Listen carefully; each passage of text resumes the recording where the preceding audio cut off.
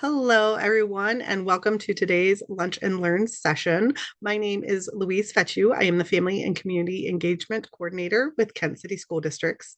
And we are so excited to have our Northeast Ohio medical librarians here with us today, Colleen and Mackenzie. So without further ado, I am going to let them take it away, introduce themselves, and get us started for today.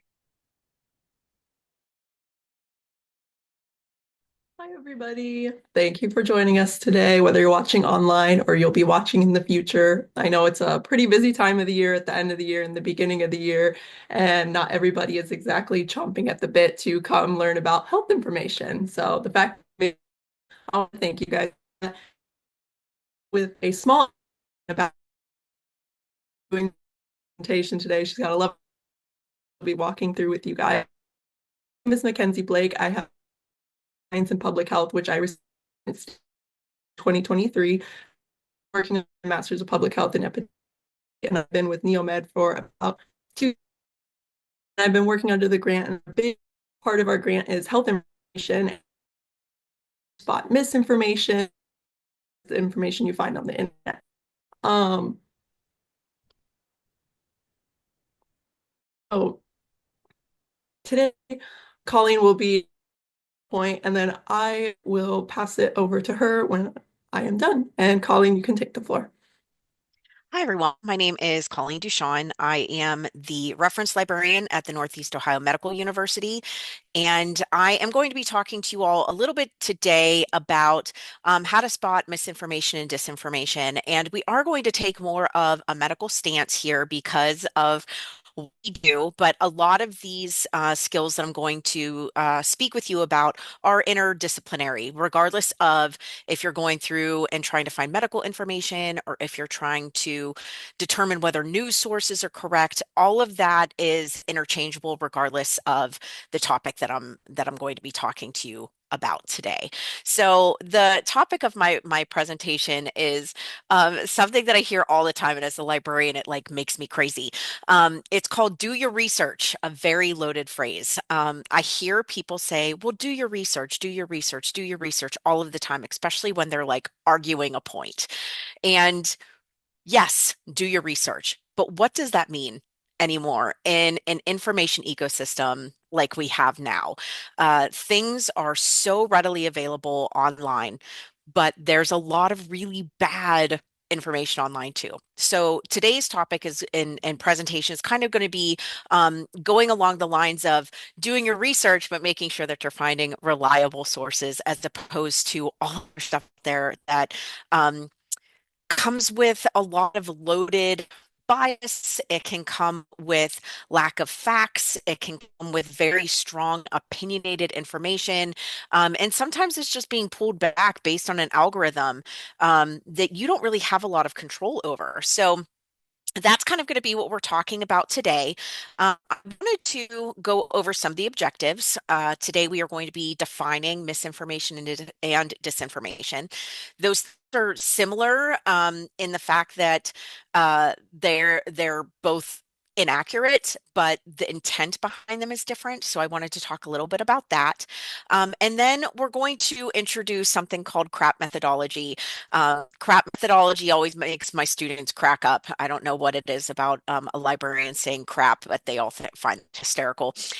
So we're going to talk a little bit about the CRAP methodology. Just it's a quick little skill set to kind of help you analyze the resources you're getting back in a little more of a systematic way.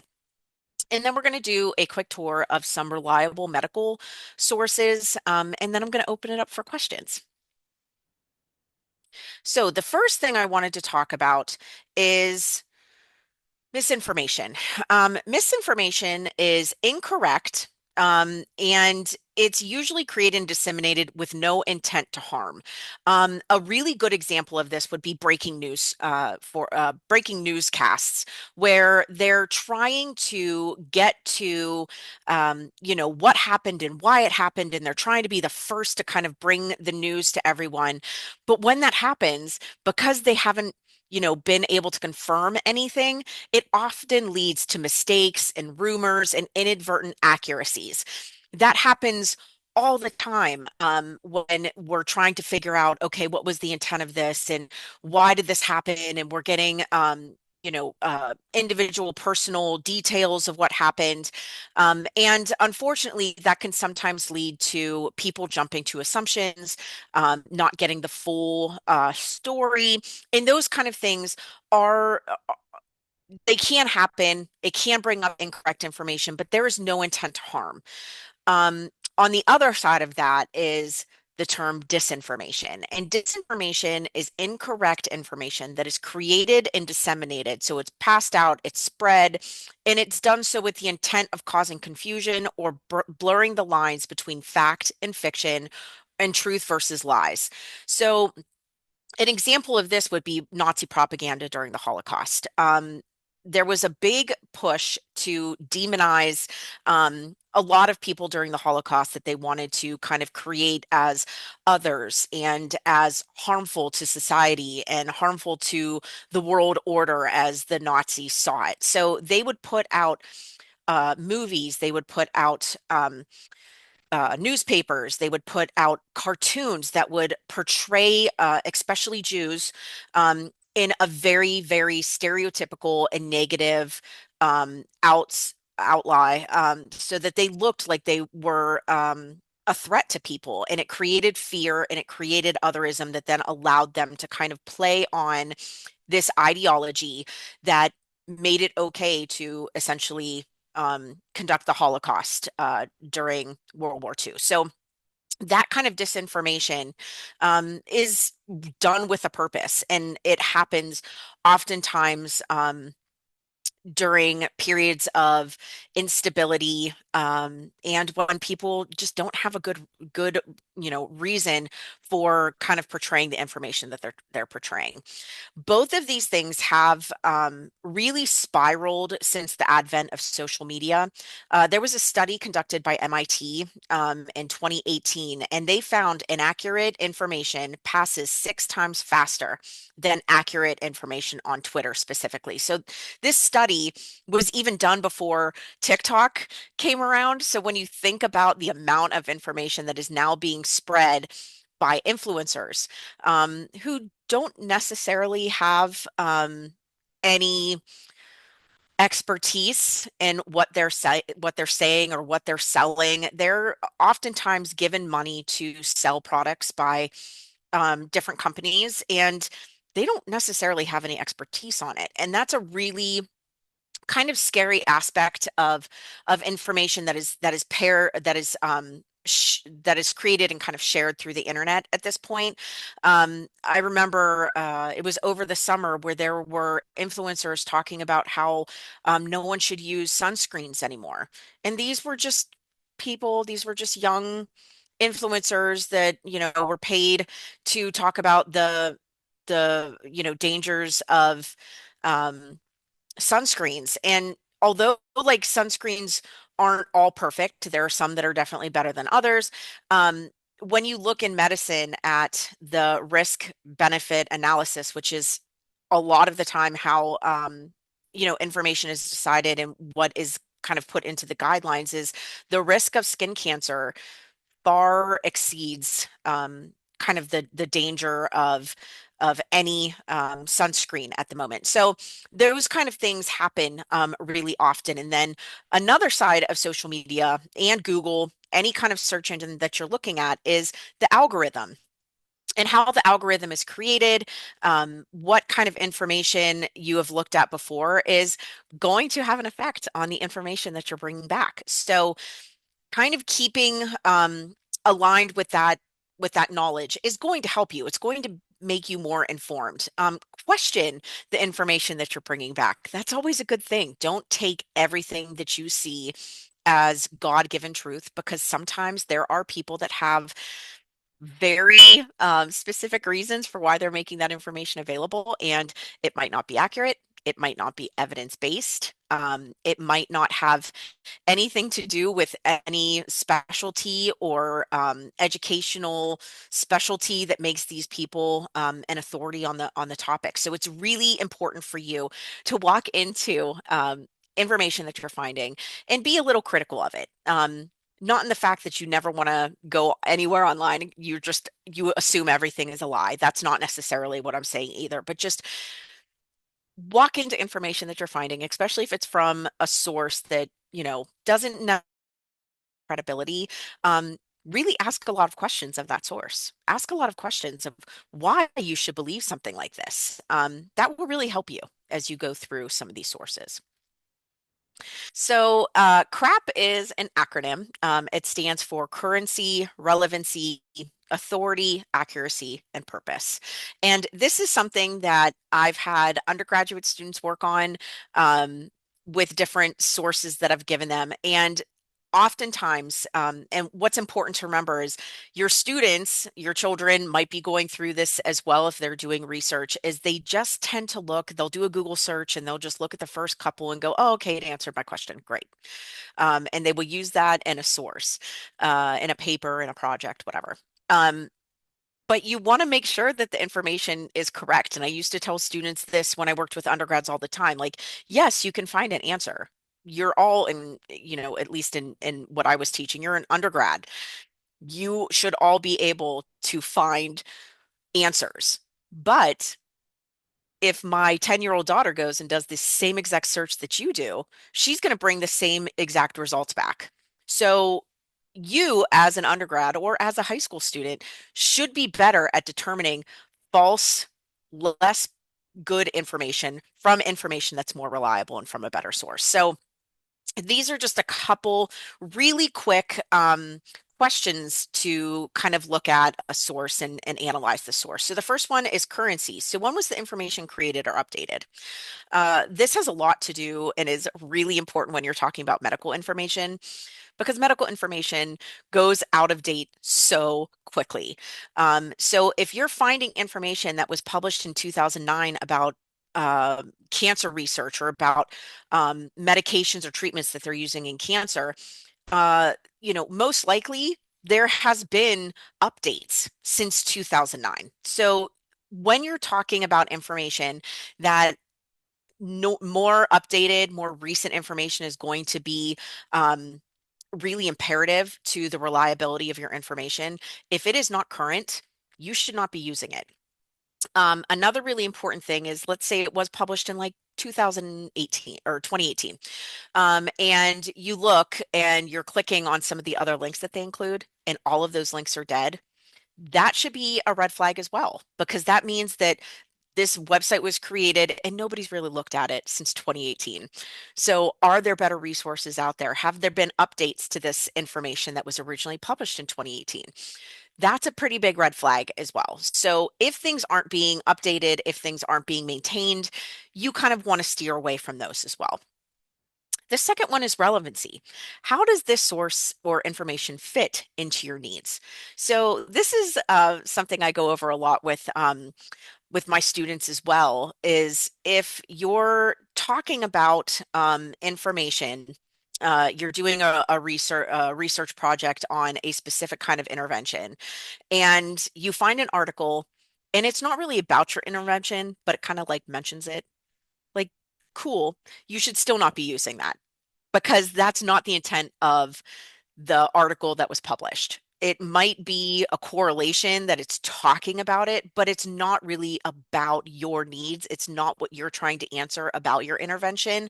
So you should really not use that. There's something probably out there better that will better fit your needs, and that is going to be more relevant to what you're actually searching for. So relevancy is a really, really important aspect of this. So for example, if you were looking up information about a new cancer treatment or a new medication. I know there's, you know what, we'll go with Ozempic, because I know Ozempic is like a really big topic right now.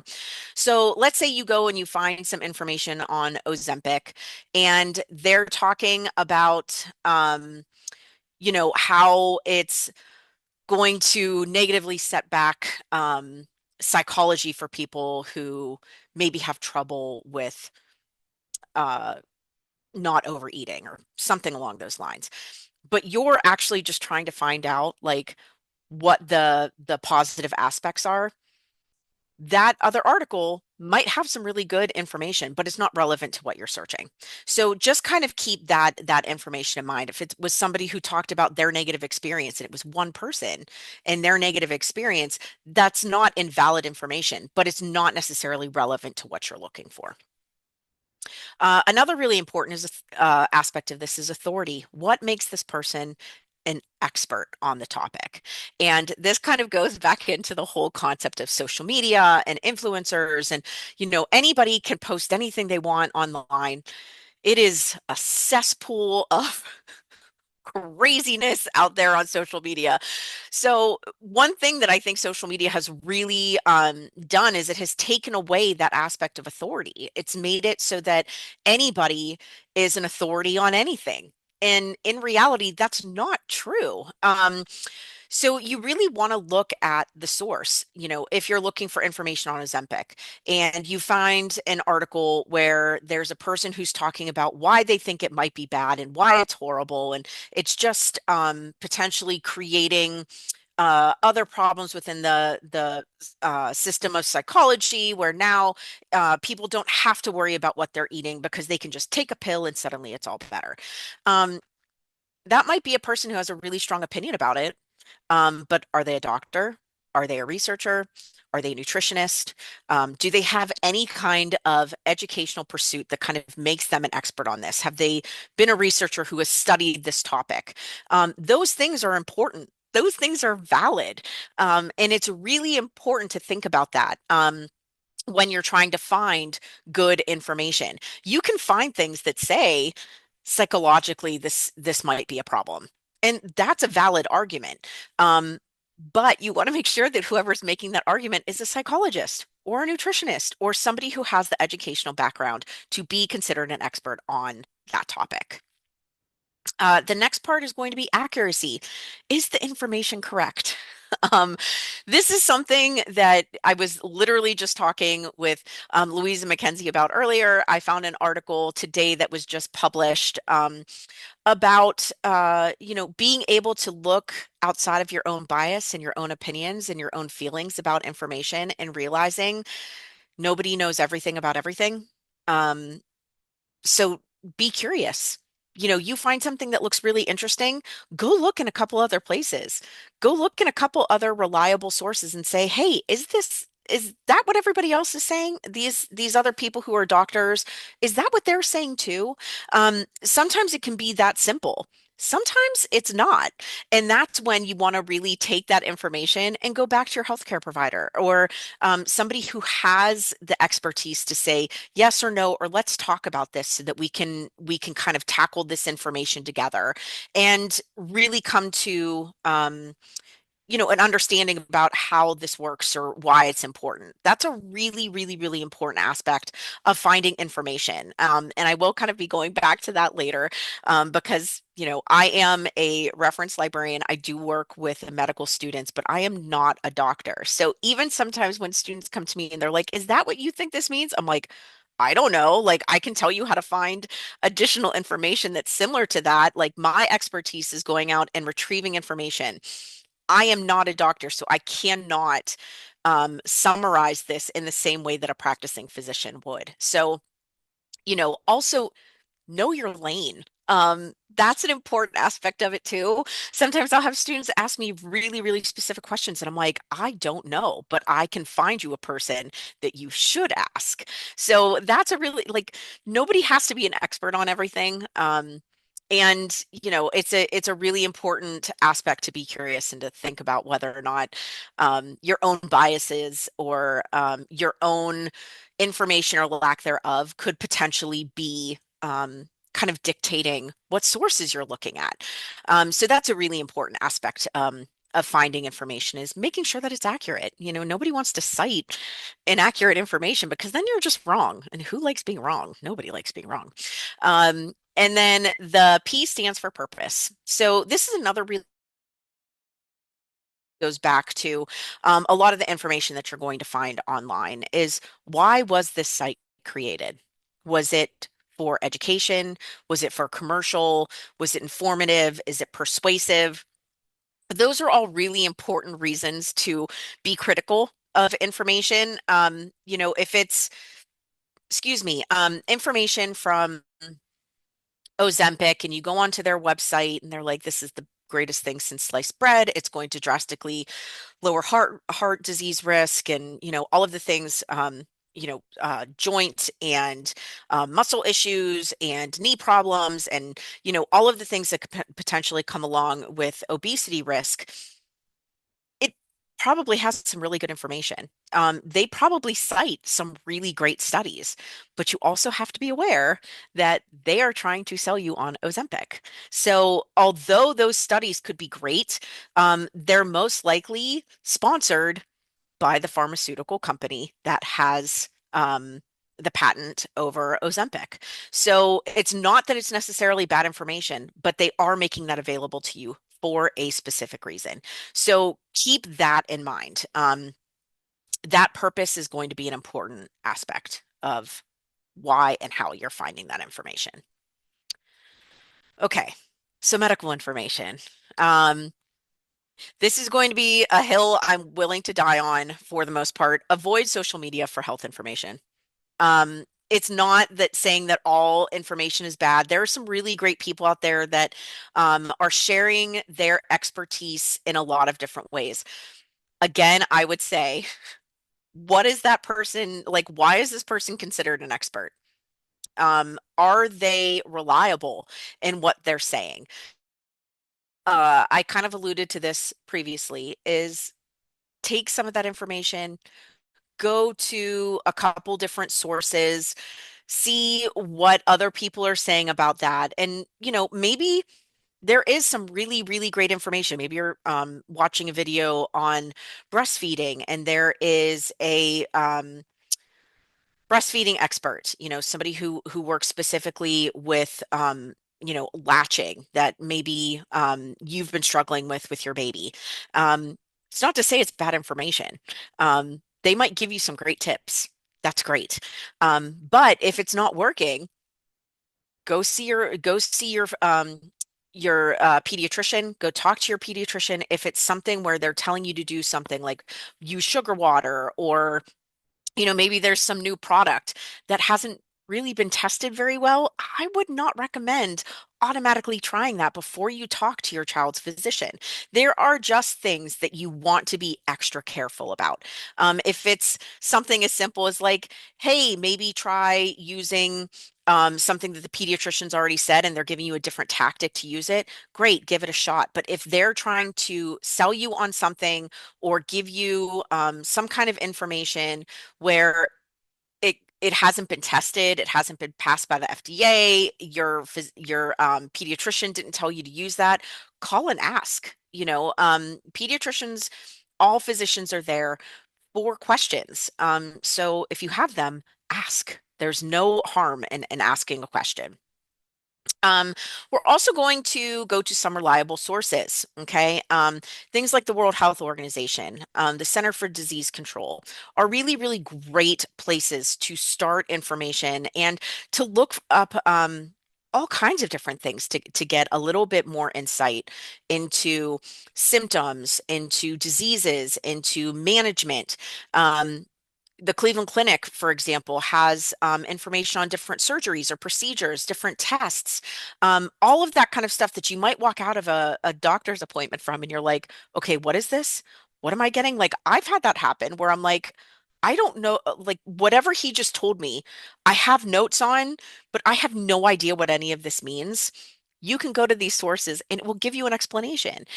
So instead of walking in feeling like you are completely and totally unprepared and not empowered whatsoever to kind of have a conversation with your doctor, you can go into some of these sources and find the information, which to me, but I mean, maybe it's because of what I do. I like to be armed with as much information as I possibly can. I hate walking into any situation feeling like I have no idea what's going on. I don't know how to kind of navigate what's going on around me. It's something that makes me, as a information control freak, a little unsteady. So these are some great things that I can kind of show you really quickly. I decided that might be a good place to kind of go with this. And if you guys do have any questions, go ahead, throw them in the chat. We have about 3 minutes until the end of our presentation. And if we didn't get to your question today, we can always follow up with you guys through an email, okay? Okay, so here are just some health topics that you can go through. So it's going to have like the popular ones that people look at really often, but then you can also look up fact sheets.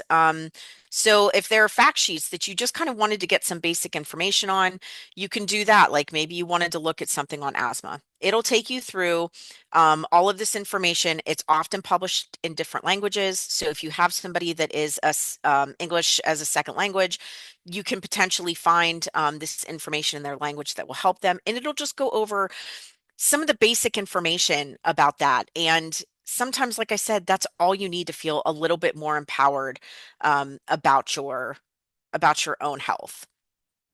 This one I wanted to look at really quickly just because I think this one is really cool because it will go over some basic information, but then it also goes over body systems, organs, drugs, and supplements. So you can find, oh, I wanted to see if maybe this medication that I saw on social media, like, does it actually help with memory? You can actually go there and look it up and see what the evidence says, what the studies are actually saying that have been tested. So it has stuff on diagnostics and testing, symptoms, treatments, diseases and conditions.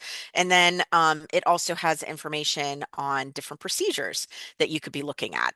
So that's just a quick little look. All of those are linkable off of the PowerPoint. And then, as I said before, if you have questions, contact your physician. They're the best people. They know your health history. They know what's going on. They're their whole business is practicing medicine. So they have to stay updated on what is going on. They have to stay aware of different medications, different procedures, everything that's evidence-based that is coming out and being updated. It is their job to know about that. So please don't ever hesitate to ask them. That's what they're there for. So I'm going to open it up now to questions if you have any. I talk fast. Hopefully that was okay. It was fine. 30 minutes goes so quick. I feel like you have to talk fast. Right.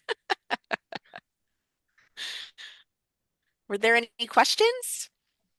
You feel free to unmute yourself and go ahead and ask. Someone says, thank you so much. This presentation is helpful for a parent to share with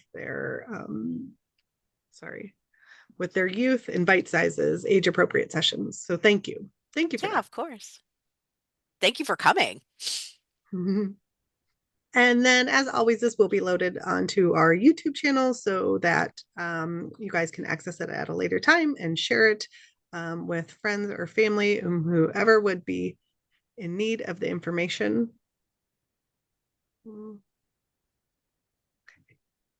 I don't see any other questions coming through in the chat. Did any? Oh, you are welcome. Somebody said, so glad the Lunch and Learns are back. Oh, you're welcome. If anybody has an idea for a Lunch and Learn session that they would like, please just go ahead and email me with your thoughts or ideas, and we can go ahead and try to find our subject matter experts and get those implemented.